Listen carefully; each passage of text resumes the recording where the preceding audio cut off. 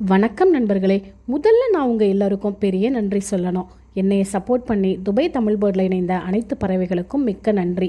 இது என்னோட முதல் லாங் வீடியோவை ஸ்கிப் பண்ணாமல் ஃபுல்லாக பார்த்துட்டு உங்களோட ஆதரவை தொடர்ந்து கொடுங்க.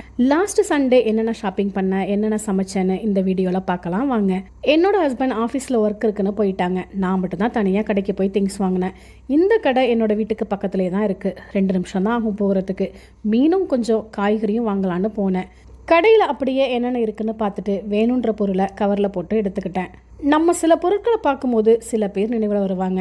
நான் இந்த ரம்பூட்டான் பழத்தை பார்த்தோன்னே என்னோடய ஃப்ரெண்டு ஈஸ்வரி ஞாபகம் வந்துருச்சு. உங்களுக்கு எந்த பொருளை பார்த்தா யார் ஞாபகம் வரும்னு கமெண்ட்டில் பேரோட பொருளையும் சொல்லுங்கள். இதுதாங்க ஆக்டர் சந்தானம் சொல்கிற மங்குஸ்தான் மண்டைப்பழம். பழங்களோட ராஜா மாம்பழம்னு எல்லாருக்குமே தெரியும். இந்த மங்குஸ்தான் பழம் தான் பழங்களோட ராணியா. நான் இதை சாப்பிட்டதில்லை. ஏதாவது டிஃப்ரெண்ட்டாக ட்ரை பண்ணுவோன்னு வாங்கினா டேஸ்ட்டு பிடிக்காது. அப்புறம் அதை வேற கஷ்டப்பட்டு சாப்பிடணும். அதனாலேயே வாங்குறது இல்லைங்க. பாருங்கள், அடிக்கிற வெயிலுக்கு மீன்லாம் எப்படி புதஞ்சி கிடக்கு ஐஸில். நம்மளும் இப்படி இருந்தால் குளுகுலுன்னு இருக்கும் வெயிலுக்கு. சங்கரா, சீலா, மத்தி, கொடுவா மீன் இருந்துச்சு. அதில் கொடுவாவில் ஒரு மீன் வாங்கினேன். அவங்களே கட் பண்ணியும் கொடுத்துருவாங்க. கட்டிங் ஃப்ரீ தான். அப்படியே வாங்கின எல்லாத்தையும் பில் போட்டுட்டு வீட்டுக்கும் வந்துட்டேன். ஷாப்பிங் முடிஞ்சிருச்சு. இனிமேல் சமைக்கணும். நான் வாங்கின காய்கறி ஏறத்தாழ 650 ரூபாயோ, மீனோட விலை 500 ரூபாயோ இருக்கும். எல்லா காய்கறியும் எடுத்து வச்சுட்டு மீன் கழுவ ஆரம்பித்தேன். இங்கே உள்ள மீன் ரொம்ப நேரம் ஐஸில் உள்ளதால் உள்ளே இருக்கிற ஆளுக்கு ஈஸியாக வராது. அதுக்காக நான் யூஸ் பண்ணுற சிம்பிள் எக்யூப்மெண்ட் டூத் பிக்.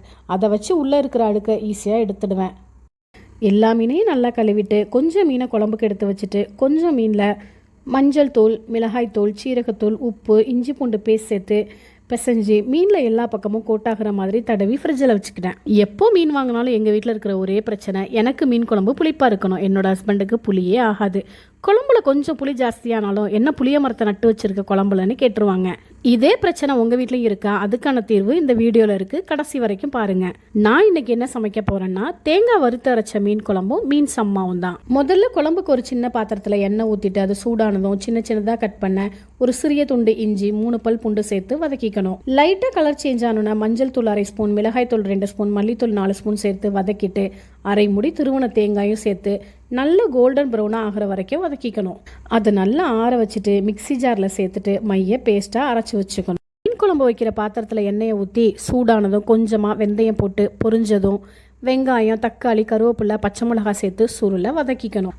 அதோட வதக்கின பேஸ்ட்டையும் சேர்த்து கொஞ்ச நேரம் கிளறிட்டு கொஞ்சமாக தண்ணி சேர்த்து கொதிக்க விடணும். நல்லா கொதித்ததும் 10 நிமிஷத்தில் நான் மாங்காய் சேர்க்குறேன். ஏன்னா இந்த மாங்காய் வேகிறதுக்கு ரொம்ப நேரம் எடுக்கும்.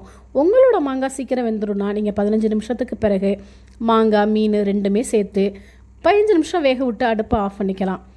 நான் இப்போது மீனை சேர்த்து ஒரு 10 நிமிஷம் கொதிக்க விடுறேன். மீன் வெந்ததும் கருவேப்பிலை கொஞ்சமாக சேர்த்து ஸ்டவ் ஆஃப் பண்ணிக்கிட்டேன். இப்போது புளி இல்லாத மீன் குழம்பு ரெடி ஆயிடுச்சு. அடுத்து மீன் சம்மா செய்ய கொஞ்சம் புளியை தண்ணியில் ஊற வச்சு கெட்டியாக கரைச்சி வச்சுக்கணும். புளி கரைச்சதை வீடியோ எடுக்க மறந்துட்டேன். ஏற்கனவே மசாலா தடவி வச்ச மீனை எண்ணெயில் பொரிச்சுக்கணும். பொரிச்ச மீனை மசாலாவில் சேர்க்க போகிறதால மீனை ஹாஃப் குக் பண்ணால் போதும். 2 சைடும் ஒரு 2-3 நிமிஷம் பொரிச்சு எடுத்து வச்சுக்கணும். ஒரு அகலமான பேனில் எண்ணெய் ஊற்றி காஞ்சோன்னு கட் பண்ண ஒரு சின்ன வெங்காயம், கருவேப்பிலை, பச்சை மிளகாய், தக்காளி எல்லாத்தையும் போட்டு வதக்கிக்கணும். நல்லா வதங்கி வந்ததும் மஞ்சள் தூள் 1/2 ஸ்பூன், மிளகாய் தூள் 1 ஸ்பூன், சீரகத்தூள் 1/2 ஸ்பூன், சோம்புத்தூள் 1/2 ஸ்பூன், கரம் மசாலா தூள் 1/2 ஸ்பூன் எல்லாத்தையும் சேர்த்து பச்சை வாசனை போக வதக்கிட்டு கரைச்ச புளியை அதில் சேர்த்துட்டு நல்லா சுண்ட விடணும். சுண்டுனதும் ஏற்கனவே ஃப்ரை பண்ணி வச்சுருந்த ஃபிஷ் அதில் சேர்த்துட்டு 2 பக்கமும் மசாலா கோட்டாகிற மாதிரி ஒரு 3 நிமிஷம் பரட்டி வேக விட்டால் மீன் சம்மா ரெடி.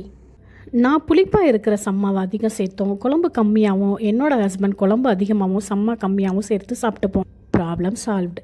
எனக்கு ரொம்ப பிடிச்சது மீன் சம்மா தான். புளிப்பாக இருக்கிற மசாலாவோட அந்த மீனை சாப்பிடும்போது சாப்பிட்றத நிறுத்தணுன்னே தோணாது. என்னோடய ஹஸ்பண்ட் குழம்பு நல்லா இருக்குன்னு நிறைய சாப்பிட்டாங்க இன்றைக்கி. நீங்களும் கண்டிப்பாக இந்த ட்ரிக்கை ஃபாலோ பண்ணுங்கள். இவ்வளவு நேரம் என்னோடய சேனலை பொறுமையாக பார்த்ததுக்கு நன்றி. மறக்காமல் சப்ஸ்கிரைப் பண்ணிவிட்டு லைக் பண்ணுங்கள். See you soon.